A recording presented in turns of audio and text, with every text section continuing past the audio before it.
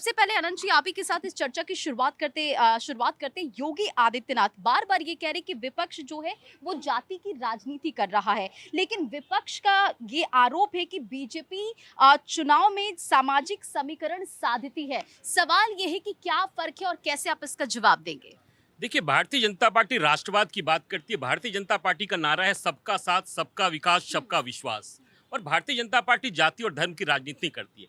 चूंकि माननीय योगी आदित्यनाथ जी ने जिस तरीके से कहा, उत्तर प्रदेश की आप पृष्ठभूमि को देखेंगे तो उत्तर प्रदेश में सपा की सरकार में जब एसडीएम की नियुक्ति होती है, सिर्फ एक जाति का 56 एसडीएम नियुक्त होता है, सिर्फ एक जाति का होता है और एक धर्म का होता है। और इस तरीके से देखिए, इसी देश में ब्रह्मानंद मंडल पाकिस्तान के पहले पहले लॉ मिनिस्टर होते थे और इसी देश में बाबा भीमराव अंबेडकर साहब का बनाया हुआ संविधान है। और उसके बाद ब्रह्मानंद मंडल को 8 अक्टूबर 1950 को पाकिस्तान से इस्तीफा देकर आना पड़ता है, क्योंकि पाकिस्तान कहता है कि ये सिर्फ इस्लामिक देश है, यहाँ पे जातिवादी नहीं चलेगी। जबकि वो हरिजन जाति से आते थे, बहुत बुद्धिजीवी थे। और उसके बाद 8 अक्टूबर 1950 के बाद वो निपथ में चले जाते हैं और इसी देश में बाबा भीमराव अंबेडकर साहब को दुनिया पूज रही है। देश का हर व्यक्ति कह रहा है कि और ये जातिवाद को बताता है कि जातिवाद किस तरीके से समाप्त होता है। और भारतीय जनता पार्टी का ये मानना है कि हम सबका साथ सबका विकास करेंगे। लेकिन उत्तर प्रदेश में एक दल जिस तरीके से जाति और धर्म की बात करती है, एक जात को आगे लेने की बात करती है। मुजफ्फरनगर में दंगे हुए, सुप्रीम कोर्ट ने आता है, सुप्रीम कोर्ट ये कहता है कि आप कैसी आपकी सरकार है कि एक धर्म के लोगों को मुआवजा देने की बात करते हैं, उसके बाद सरकार को अपना पक्ष को दूसरा रखना पड़ता है। इस तरीके से बता रहे माननीय योगी आदित्यनाथ जी कहा, उत्तर प्रदेश में आगामी चुनाव है, हम सबका साथ सबका विकास की बात करते हैं। और हमने योजनाओं में भी कोई जाति और धर्म की योजना नहीं देखी, हमने सभी जाति और सभी धर्म को योजना देने का काम किया है। भारतीय जनता पार्टी का स्पष्ट कहना है, सबका साथ सबका विकास। ठीक है। यस जी, क्या कहेंगे आप? क्या है एजेंडा समाजवादी पार्टी का 2027 के चुनाव के मद्देनजर? क्या पीडीए ही सबसे बड़ा हथियार मान रहे हैं आप? जी, मैं अपनी बात कहूँगा, लेकिन आपने भारतीय जनता पार्टी योगी आदित्यनाथ जी की बात करी, उन्हीं को पहले मौका भी दिया भारतीय जनता पार्टी के साथी को, तो उनकी बात का जवाब देना भी जरूरत है।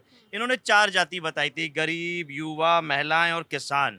किसान दिल्ली आंदोलन कर रहा है, युवा के आंदोलन कर रहा है, उनमें महिलाएं भी आंदोलन कर रही हैं। और गरीब वो जो 80 करोड़ राशन पे निर्भर है।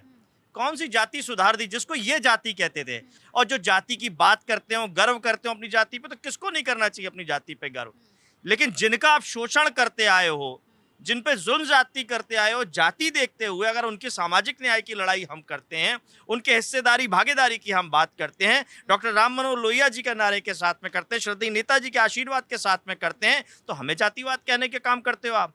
और जब उसकी सवाल तो आपने उठा दिया, लेकिन अब जरा मेरे भी सवाल का जवाब। मैं वही उसी पे आ रहा हूँ, दोनों बात जुड़ी हुई हैं। उसी की हक अधिकार की बात हमने माननीय अखिलेश यादव जी ने नई अवधारणा पीडीए के नाम से दी है। नारा वही है, लेकिन पीडीए शुद्ध रूप में पीडीए की बात करें, जो पीड़ित है, दुखी असहाय है, उसके साथ समाजवादी पार्टी खड़ी है, माननीय अखिलेश यादव जी खड़े हैं। देखिए, सपा के मित्र तमाम बातें कही, प्रभु श्री राम के ऊपर ये बातें कही। जो व्यक्ति, जो पार्टी का दल लोकसभा के मंदिर में ये कहता हो कि प्रभु श्री राम ने मस्जिद का अतिक्रमण कर लिया है, उसे ये बात कहने का कोई अधिकार नहीं। उसके बाद अरे पूरा 22 दिसंबर 1992 को राम गोपाल यादव ने लोकसभा के मंदिर में जिस तरीके से कहा। और दूसरी ये बताइए, ये पीडीए की बात करते हैं, पीडीए का मतलब क्या है? इनसे पीडीए का मतलब है परिवार डेमोक्रेटिक अलायंस। इनकी पार्टी में जन्म लेने के साथ ही उसका पद भी तय हो जाता है। इनसे पूछिए। बिल्कुल। सर एक एक करके। भारतीय जनता पार्टी ने कभी ये नहीं कहा कि हम मंदिर बनवाएंगे। भारतीय जनता पार्टी ने ये कहा कि हम मंदिर बनाने का मार्ग प्रशस्त करेंगे और संविधान के तहत मंदिर बनाने का काम। ठीक है माया जी, आप एज अ सोशल एक्टिविस्ट और पॉलिटिकल एनालिस्ट आप तमाम लोगों को यहाँ पर सुन रही थी, लेकिन आपको क्या लगता है पार्टियों का एजेंडा और उत्तर प्रदेश की राजनीति आप किस तरह से देखते हैं? देखिए, बात आज हम उत्तर प्रदेश की राजनीति की कर रहे हैं, तो एज ए सामाजिक कार्यकर्ता के तौर पर ये कोई भी पार्टी नहीं कह सकती कि वो धर्मनिरपेक्षता से काम करती रही है। उत्तर प्रदेश का इलेक्शन चुनाव हमेशा जातिगत रहा है और बहुत पहले भी रहा है और आगे भी रहेगा।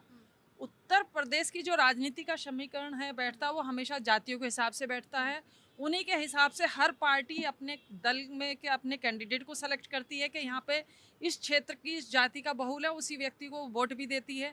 तो आप किसी भी दल को ये नकार नहीं सकते कि वो जाति के अनुसार काम नहीं करती, या उनके समीकरण उनको बेसिकली उनको वोट जीतने से, उनको सीट जीतने से मतलब होता है। ये उनको किसी भी पार्टी की बात करें, मैं सभी पार्टी की बात करूँ, हम पहले भी देखेंगे सपा के टाइम में, बसपा के टाइम में, पहले भी हर तरह का जातियों का अपनी प्रमुखता रही है, उन्हीं का बोलबाला रहा है, उन्हीं के काम भी होते रहे, चाहे जिस राज्य में रहा हूँ। मैंने विशेषकर किसी जाति पर टिप्पणी नहीं करना चाहती, लेकिन आज के समय में ये है कि योगी जी के टाइम में जो हमने देखा, क्योंकि हम पैदा उत्तर प्रदेश में सालों से रह रहे हैं, हम बात करते हैं विकास की दर पर, बात करते हैं महिला सुरक्षा पर, बात करते हैं क्राइम की लगाम पर, आप उस पर वोट होना चाहिए। मेरे ख्याल से पहले से जो उत्तर प्रदेश की स्थिति सुधरी है योगी जी के राज में, बहुत बेहतर है उत्तर प्रदेश की स्थिति। आप इसको जातिगत कीजिए, वो भी सही है, लेकिन पहले के मुकाबले जातिगत समीकरण कम हुए, लेकिन है अभी भी, आप नकार तो सकते नहीं है। आप देखिए, लेकिन उसके बाद ये देखिए कि पहले के समय में दो सरकारों में, चाहे मायावती जी की रही हो, अखिलेश जी की रही हो, मुलायम जी की रही हो, पुलिस जिस तरह से निरंकुश लोगों का दमन करती थी वो बिल्कुल बंद है योगी जी सरकार में। मैं आपको व्यक्तिगत अनुभव बताती हूँ, मैं इतने समय से रह रही हूँ, मेरे पास मैंने अभी हाल ही में एक पासपोर्ट बनवाया, पुलिस वेरिफिकेशन हुआ, और मेरी मतलब इतने अच्छे स्तर का व्यक्ति, पुलिस वेरिफिकेशन 2 स्टार इंस्पेक्टर आए, बड़े अच्छे से उन्होंने बोला, बहुत अच्छे से व्यवहार करके वो चले गए। अब इसमें नया क्या रहा? नया ये बताऊं कि जब पहले होता था तो पहली बात तो पुलिस वाला पहले पैसे लेता था, जो इनडायरेक्ट होते थे, अब वो कहते थे खुश होकर दे दीजिए।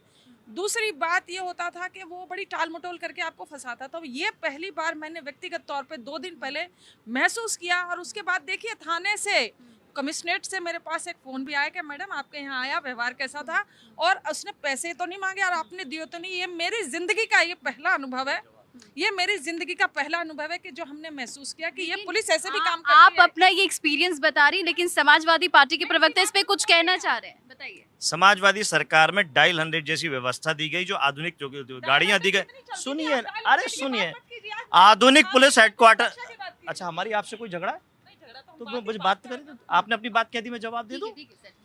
हमने पुलिस हेडक्वार्टर आधुनिक बनाया, जिस आधुनिकता की ये बात कर रही है उसको पुलिस को बेहतर पुलिसिंग के लिए आधुनिक बना के दिया। ये जितनी बातें कर रही थी, क्या पुलिस पहले आती थी वेरिफिकेशन के नाम पे तो क्या कंप्लेंट करने के रास्ते बंद हो गए थे?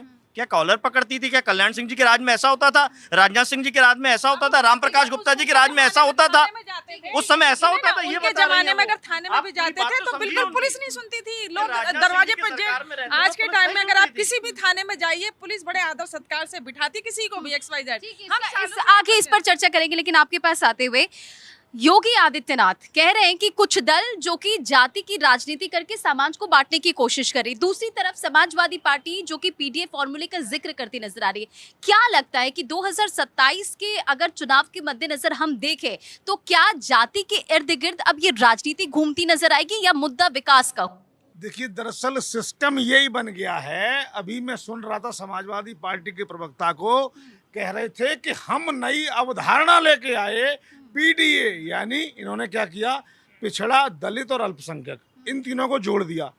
इसका मतलब क्या है, अब इनके राज में अगर इनका रिजीम आ गया तो अल्पसंख्यकों को पिछड़ों के बराबर अधिकार मिलेगा और दलितों को और अल्पसंख्यकों को दलितों के बराबर का अधिकार मिलेगा। यानी इस देश में जातियों की लड़ाई करा के अखिलेश यादव चाहते हैं कि मुसलमानों को भी दलितों के बराबर का अधिकार दे दें, तो एक तरीके से दलितों के अधिकार को डाइल्यूट कर रही हैं, पिछड़ों के अधिकार को डाइल्यूट कर रही हैं, क्योंकि उनको इक्वलाइज कर रहे हैं। जबकि दिक्कत ये है, जब आरक्षण कॉन्सेप्ट आया था तो ये था कि दलितों को उनका हक नहीं मिला, वो जनरेशन पढ़ लिख नहीं पाई, वो जनरेशन कमा नहीं पाई, अर्न नहीं कर पाई, प्रॉपर्टी नहीं बन पाई, उनको एक स्पेशल एडवांटेज दो।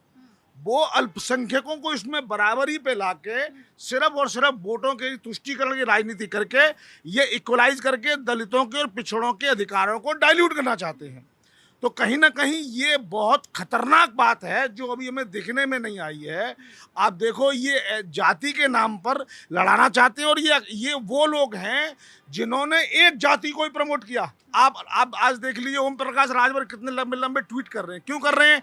क्योंकि उन्हें लगता है कि अखिलेश यादव के रिजिम में दलितों को और दलितों को कभी न्याय नहीं मिला, उनको हमेशा दबा के रखा गया, और पिछड़ों की कुछ जातियों को बहुत डोमिनेंस मिली, बाकी सब जातियों को पीछे छोड़ दिया गया।